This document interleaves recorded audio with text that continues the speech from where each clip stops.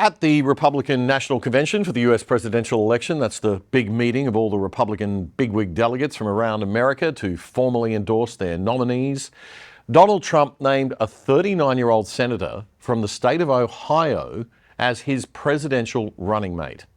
James David Vance, or JD Vance, is a conservative member of the Republican Party, and he's become the first millennial to appear on a major party presidential ticket in the US.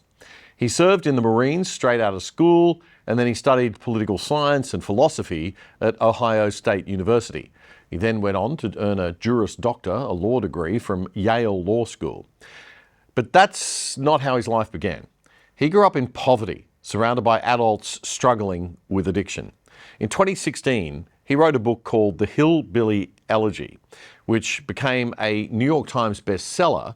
And in 2020, it was made into a film directed by Ron Howard and starring Amy Adams as his mother, who struggled with drug addiction, and Glenn Close as his grandmother, who helped raise him. Hasta la vista, baby. How many times have you seen this? Oh, about 100. Everyone in this world is one of three kinds. Good Terminator, a bad Terminator, and neutral. You're a good Terminator. Well, I wasn't always. I had to learn. I know I could have done better. But you got to decide. You want to be somebody or not. You got a right to your own life. Don't make us your excuse, JD. Family's the only thing that means a goddamn. You'll learn that.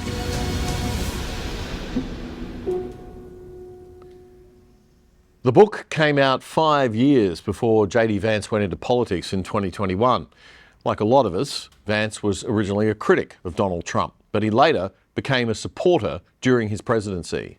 I'm a never Trump guy. I never liked him. I obviously didn't fully appreciate the president's appeal in 2016. Yeah, he said some bad things about me, but that was before he knew me, and then he fell in love. So, what does Vance stand for? Well, analysts say that he's an economic nationalist or economic populist. What does that mean? Well, it's not a classical liberal or libertarian approach to economics. Economic nationalists, or NatCons, nationalist conservatives, they call them now too, they believe that the market, the free market, should be subordinate to the state and to serve the state's best interests. Their ideology emphasises state intervention to empower the nation over unrestricted free trade and globalisation. The economy should be regulated to serve nationalist goals. So they like some protectionism, some policies like tariffs, and some restrictions on labour, goods and capital movement abroad. Self-sufficiency of the nation is their main focus. So this kind of fits with the MAGA philosophy of Donald Trump very well. You deal with other countries to win. You don't deal with them for mutually beneficial outcomes like free trade advocates would argue. So free markets are good within the nation, but it's aggressive and competitive between nations. Now, what else does JD Vance believe? Well, he is pro-life and he is against abortion except when a mother's life is in danger. In his voting in the Senate, he has opposed US military aid for Ukraine, but he's a strong supporter of US support for Israel in the current war. Just a week or so ago at the National Conservatives Conference in the United States, he said this. The American people, again, they need people who put the interests of their own citizens first, of our own citizens first. And that's what this entire movement is all about. And I think that's what the Trump presidency will be about if we give him another shot, as I expect that we will. Trump's endorsement of Vance sets him up for a run for the presidency in 2028 himself. So this is no small appointment, this VP thing. Trump could have gone for someone like Marco Rubio or Tim Scott, people who would have broadened the appeal of the ticket. What some would have argued would have been a more politically strategic approach. But instead, he went for someone who would deepen and cement the MAGA legacy into the future. Someone who'll be the reformer needed. Someone who'll survive Trump if, God forbid, anyone tries to take him out again. Meaning MAGA won't end with Trump, but it will be entrenched more deeply in the Republican Party. This is the opposite of a diversity pick. Both Rubio, who's Hispanic, and Tim Scott, who's African American, would have helped Trump shore up minority voters. But instead, Trump's gone with a white working class guy. But is it actually any less politically strategic? Maybe not. By going for the white working class pick, Trump will shore up the so-called Rust Belt. And it's those white working class Rust Belt states that make up the battleground states. The question is on the motion that Senator JD Vance be nominated by acclamation. All those in favor signify by saying aye.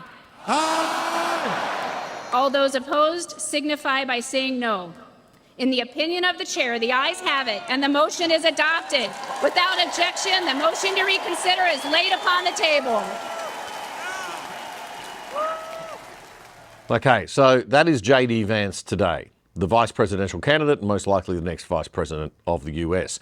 But who was JD Vance before today? Well, you know, despite what the left try to tell people, the left and the right both care very much about people and social issues. What separates the left from the right is that the left believe in the perpetual victim.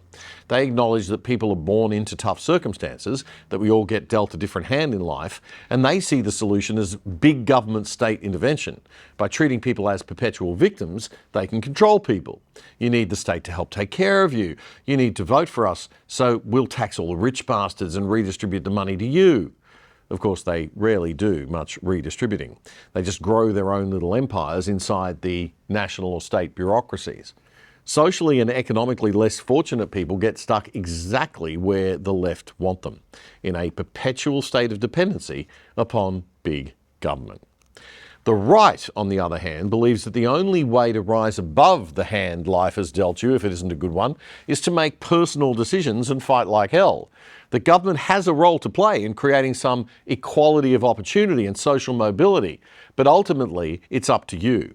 It's equality of opportunity that we strive for, not equality of outcome. That the idea of the dole and other forms of welfare is to get off them as fast as possible, not stay on them for life. There's not as many votes in that idea, but it is the right one. And Donald Trump's new vice presidential candidate, JD Vance, did a TED talk 7 years ago after his book came out at the ripe old age of 32. I want to finish this segment by playing you some of that talk, which is possibly the most inspiring and amazing thing I've heard in ages. I came from a southern Ohio steel town, and it's a town that's really struggling in a lot of ways that are indicative of the broader struggles of America's working class. Heroin has moved in, killing a lot of people I know. Family violence, domestic violence, and divorce have torn apart families. And there's a very unique sense of pessimism that's moved in. Think about rising mortality rates in these communities and recognize that for a lot of these folks, the problems that they're seeing are actually causing rising death rates in their own communities. So there's a very real sense of struggle. Now, I had a very front row seat to that struggle. My family has been part of that struggle for a very long time. JD Vance grew up in a very dysfunctional poverty situation and with a mother who was often physically and emotionally absent because of drug addiction. If you had looked at my life when I was 14 years old and said, well, what's going to happen to this kid? You would have concluded that I would have struggled with what academics call upward mobility. So upward mobility is an abstract term, but it strikes at something that's very core at the heart of the American dream. It's the sense, and it measures whether kids like me who grow up in poor communities are going to live a better life, whether they're going to have a chance to live a materially better existence, or whether they're going to stay in the circumstances where they came from. And one of the things we've learned, unfortunately, is that upward mobility isn't as high as we'd like it to be in this country. The economic and social problems of the poor white working class in America are real, as they are for poor people of all races and backgrounds. And JD Vance explains that there is also a deep spiritual and psychological sense of hopelessness that goes along with that. There was a sense that kids had that their choices didn't matter. No matter what happened, no matter how hard they worked, no matter how hard they tried to get ahead, nothing good would happen. So that's a tough feeling to grow up around. That's a tough mindset to penetrate. And it leads sometimes to very conspiratorial places.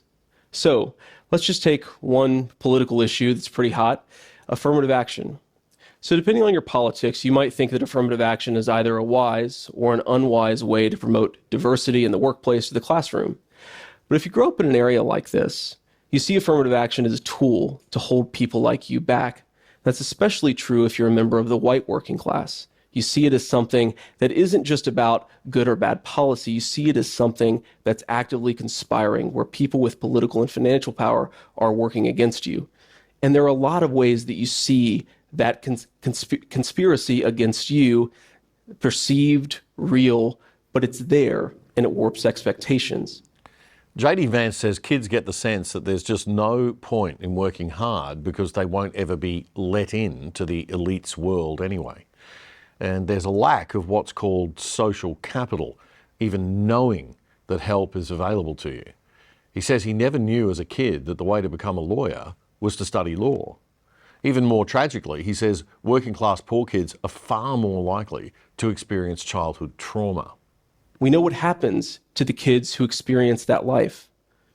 They're more likely to do drugs, more likely to go to jail, more likely to drop out of high school.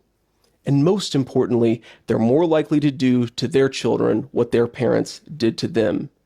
This trauma, this chaos in the home is our culture's very worst gift to our children, and it's a gift that keeps on giving. So you combine all that, the hopelessness, the despair, the cynicism about the future, the childhood trauma, the low social capital, and you begin to understand why me, at the age of 14, was ready to become just another statistic, another kid who failed to beat the odds. But JD Vance did beat the odds. So how? Family support. His grandparents really stepped up. They provided me a stable home, stable family. They made sure that when my parents weren't able to do the things that kids need, they stepped in and filled that role. My grandma especially did two things that really mattered. One, she provided that peaceful home that allowed me to focus on homework and the things that kids should be focused on. But she was also this incredibly perceptive woman, despite not even having a middle school education. She recognized the message that my community had for me, that my choices didn't matter, that the deck was stacked against me. She once told me, JD, never be like those losers who think the deck is stacked against them. You can do anything you want to. And yet she recognized that life wasn't fair. It's hard to strike that balance, to tell a kid that life isn't fair, but also recognize and enforce in them the reality that their choices matter. But Mama was able to strike that balance. Wow, that is it. Life isn't fair, but you must still rise above and believe in yourself and fight. Perpetual victimhood and dependence upon the government and those who would take advantage of you is not the answer. And JD says that good old-fashioned discipline also helped. The other thing that really helped was the United States Marine Corps. So we think of the Marine Corps as a military outfit, and of course it is. But for me, the U.S. Marine Corps was a 4-year crash course in character education. Taught me how to make a bed, how to do laundry, how to wake up early, how to manage my finances. These are things my community didn't teach me. We need to ask questions about how we're going to give low-income kids who come from a broken home access to a loving home. We need to ask questions about how we're going to teach low-income parents how to better interact with their children, with their partners. We need to ask questions about how we give social capital, mentorship to low-income kids who don't have it. We need to think about how we teach working-class children about not just hard skills like reading, mathematics, but also soft skills like conflict resolution and financial management. Now, I don't have all of the answers. I don't know all of the solutions to this problem, but I do know this. In Southern Ohio right now, there's a kid who's anxiously awaiting their dad, wondering whether when he comes through the door, he'll walk calmly or stumble drunkenly. There's a kid whose mom sticks a needle in her arm and passes out, and he doesn't know why she doesn't cook him dinner, and he goes to bed hungry that night. There's a kid who has no hope for the future, but desperately wants to live a better life. They just want somebody to show it to them. I don't have all the answers, but I know that unless our society starts asking better questions about why I was so lucky and about how to give that luck to more of our communities and our country's children, we're going to continue to have a very significant problem. JD Vance, the Republican US vice presidential candidate for 2024, speaking at a TED Talk in 2017. Inspiring stuff, and you can watch the whole thing on YouTube. Just search it up.